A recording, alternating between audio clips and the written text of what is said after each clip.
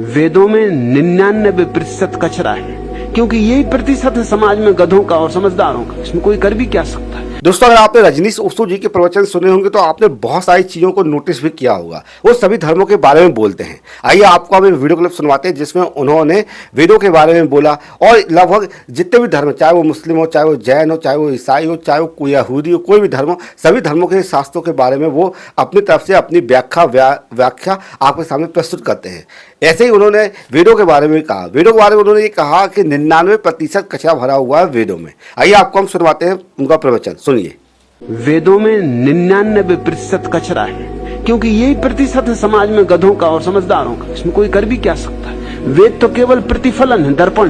तुम्हारे वेदों में हजारों व्यक्तियों के वचन, उनमें कुछ निपट गधे भी थे, उनमें कुछ प्रबुद्ध पुरुष भी थे। मैं क्या करूं, इसमें मेरा क्या कसूर है। मैं पूरे वेद स्वीकार नहीं कर सकता, इसलिए तुम मेरी अड़चन समझो। मेरी अड़चन ये है कि एक दिन मैं वेद की प्रशंसा करूंगा और दूसरे दिन निंदा करूंगा। कुरान में भी यही हालत है। कुछ वचन बड़े प्यारे, ऐसे प्यारे कि उनकी परत से भालते जाओ तो रहस्यों के रहस्य उघड़ते आए, लेकिन अधिकतर बातें बिल्कुल कचरा।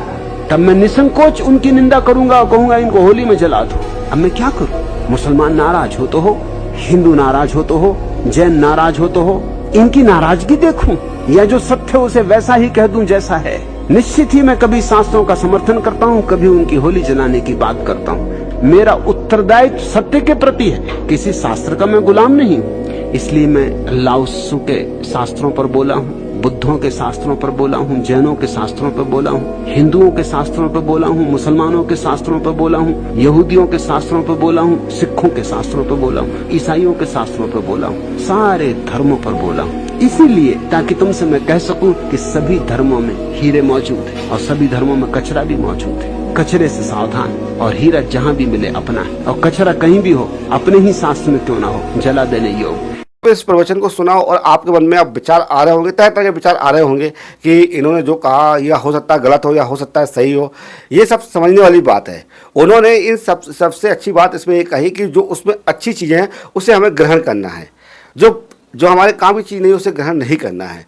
ये सब समझदारी वाली बात है। अगर हम ओशो के प्रवचनों को सुनेंगे, उनकी बातों को समझेंगे तो हमें बहुत सारी चीज़ें ऐसी समझ में आएगी हमको इस धर्म ग्रंथों से थोड़ा दूर लेके जाती है।